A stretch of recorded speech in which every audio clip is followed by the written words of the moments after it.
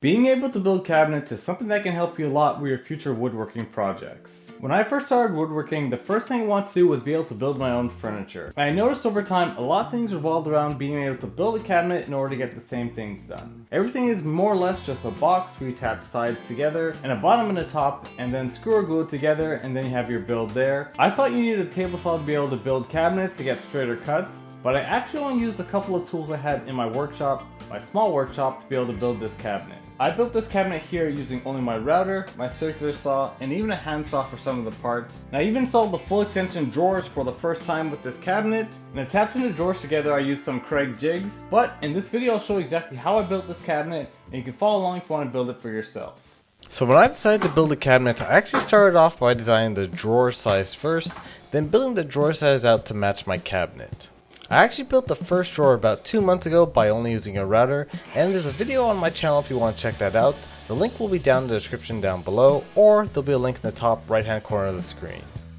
For this cabinet, I'm going to have a total of 4 drawers. The first drawer is going to be 3 inches, 2 of them are going to be 5 inches tall, and the last one's going to be an 11-inch tall drawer. So right now, what I'm doing is cutting off 5 inches from the end of the Baltic birch plywood, using my straight edge I got from Craig. And I was a little bit worried using the straight edge for the first time, so what I actually did is cut it a little bit long, and then I was going to bring it down to 5 inches using my router, but in the end I got 5-inch tall drawers. Now I can move on to the next step of making the base.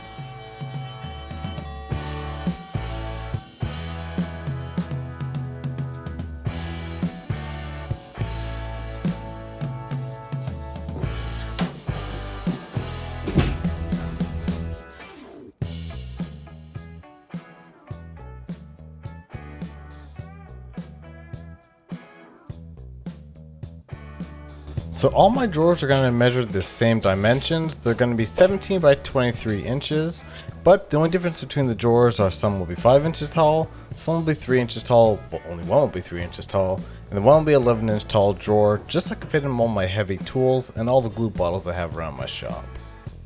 And yes, I know I might get a comment on this. I am using a walnut slab as a straight edge. It was the straightest board I have, and I guess it got the job done because I was able to get my cuts done with this board, and I alternated between using this and the Craig jig just in case the board's a little bit longer. I went walnut, and if they're smaller, I went Craig. Now last thing I have to do is just route out the 1/4-inch slot for all the backing and then my drawer bottoms, and with this I just used my router and the straight edge guide that I got. Now the router is actually my favorite tool because of the straight edge guide. I was able to cut drawers with this tool, and I'm able to route slots with this tool. So what can't this tool do? Probably cuddle.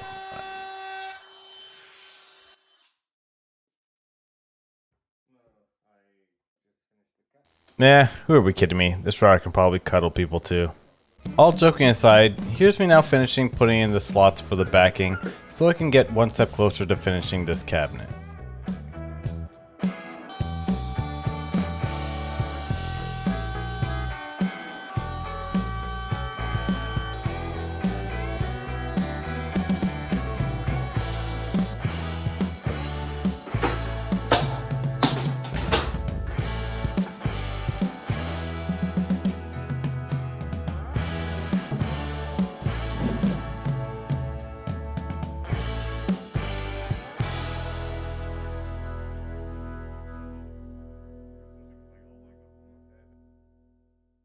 So like I mentioned before, all the drawers were built using the Craig pocket hole jig, and now I'll be attaching the carcass of the build the exact same way. So what I'm going to do right now is drill in my pocket holes into the sides of this build so I can get this all permanently set up, and then get these drawer slides in and get this cabinet all built. Now the easiest way I found to attach everything together was to just put it in my parallel clamps, or actually my pipe clamps, and then tighten down the fit until I get it nice and snug, and then I'll adjust it slightly until I get everything into the slots. But this was actually a little bit difficult than I thought because I actually messed up the backing a little bit. I cut it a bit off the line, so I had to glue it back up together, sand it down, and then hopefully it was gonna fit. As you can tell, I missed the line by a little bit, but it's all good. Mistakes happen when you're building, and you can only learn from your mistakes. Now, all I had to do is check to make sure that everything was square, and then once I figured that out, the last thing I had to do was just drill in the 1,000 screws I put into this for some reason. just because I didn't know if it was going to be able to support it with the pocket holes. Might have gone a bit excessive on them, but it's always good to go big or go home. Or in this case, build a cabinet.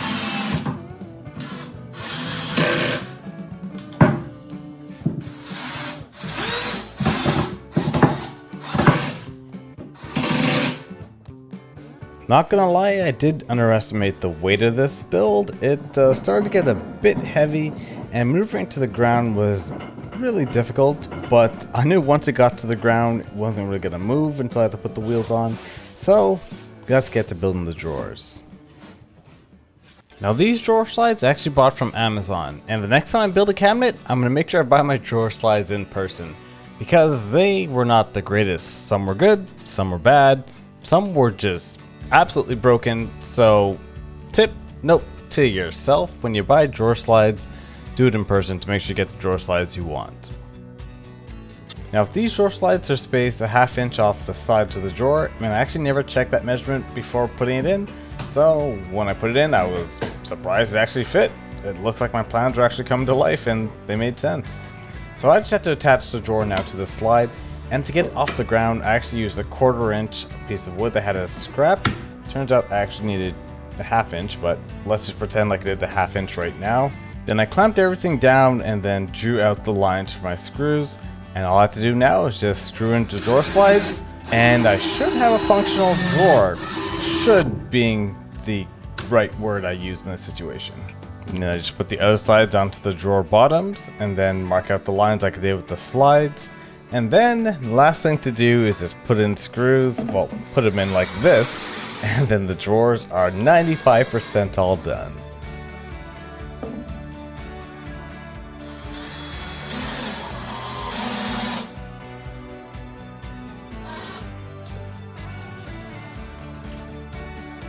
And now for the moment of truth, I'm finally putting a drawer into the drawer slide for the first time, and it was a perfect fit.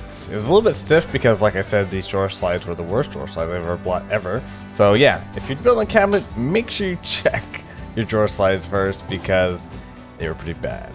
Trust me, this is a perfect fit. This is how bad the drawer slides were. So I had to really maneuver to get it in, but eventually it's seated.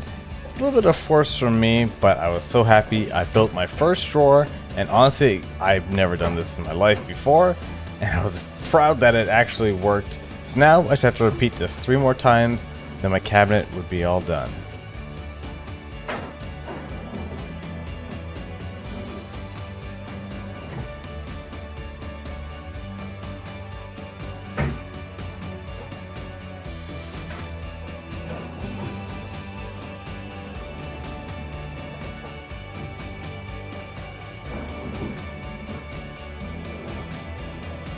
I kid you not, I played with this about maybe 60-50 times just to get this moving like this, but this was a very happy moment for me. I built my first drawer, and now with building out the rest of these drawers, I finally have a full functional cabinet.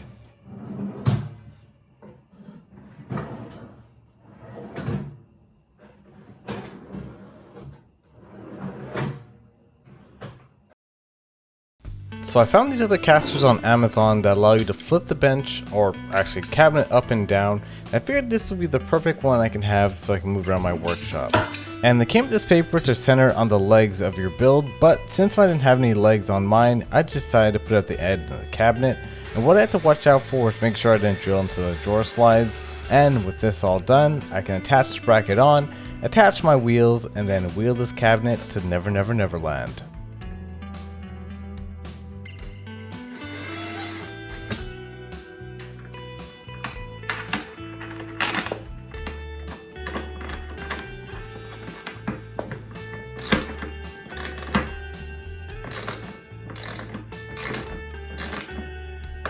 And wearing the proper foot protection, I can wheel this cabinet up, make sure my toes don't get squashed under it, and I was actually surprised it rolled. Nothing broke, and it's official. I have a workshop cabinet that's on casters. Now that I have this cabinet fully built out, I can actually use this as another workbench. I installed the caster so I can move it around my workshop, because as you can tell, I have very limited space in this workshop, and I can actually attach a top onto it in the future if I wanted to. I just have some plywood holding it together, but I wanted this removable just so I can put whatever top I want. But as you can tell, this cabinet's sturdy enough to hold me. I can sit in it no problem. It doesn't wobble, and it's a pretty good addition to my workshop to get rid of all the clutter that I have around this shop. Now if you want to build this cabinet for yourself, in the future I might make plans for this exact build, and if I do have the plans, it'll be released on an ASMR video, so stay tuned for that one if it does come out. Anyways guys, thank you so much for watching, and I'll catch you guys later.